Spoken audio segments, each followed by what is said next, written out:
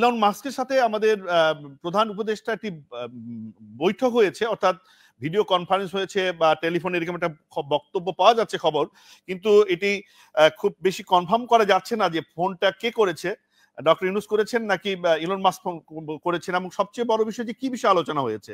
ঠিক এই সময় যখন মোদি ট্রাম্পের সাক্ষাৎ চলছে, তখন ইলন মাস্ক এবং ডক্টর ইউনূসের মানে কথা বলার প্রয়োজন হলো কেন, বা এটা কি এর সাথে কোনো সম্পর্ক যুক্ত করে কি ব্যাপারটা আমরা দেখতে পারি?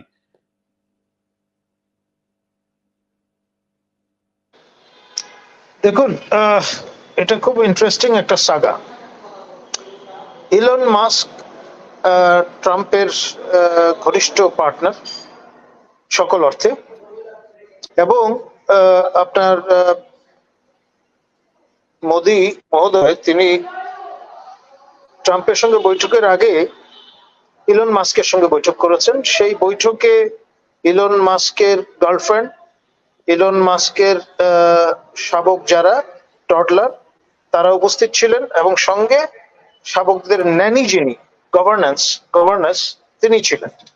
আর মোদি মহোদয় এবং তার পুরো অ্যান্টোরাজ বিপরীত পক্ষ হিসেবে সেখানে উপস্থিত ছিলেন। এবং এই ইলন মাস্কের সঙ্গে ডাভোসে আমাদের নোবেল লরেট, আমাদের সরকার প্রধান প্রফেসর ডক্টর ইউনূসের সঙ্গে দেখা হয়েছে সুইজারল্যান্ড, এই বেশি দিন আগের কথা। আর ইলন মাস্ক হচ্ছেন in a way they don't see eye to eye with George Soros, হাঙ্গেরীয় বংশোদ্ভূত মার্কিন ধনকুবের।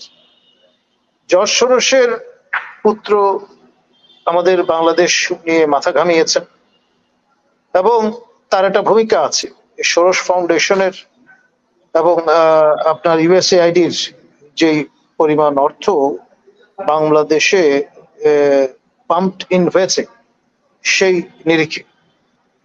আর যেহেতু they don't see eye to eye, তো ফলে বাইডেন প্রশাসনের সঙ্গে জর্জ সোরসের যে মাখামাখিটা ছিল সেটি একটা রেখাপাত এখানে করলেও করতে পারে। আর কোনো কোনো মাধ্যমে বলা হয়েছে যে আপনার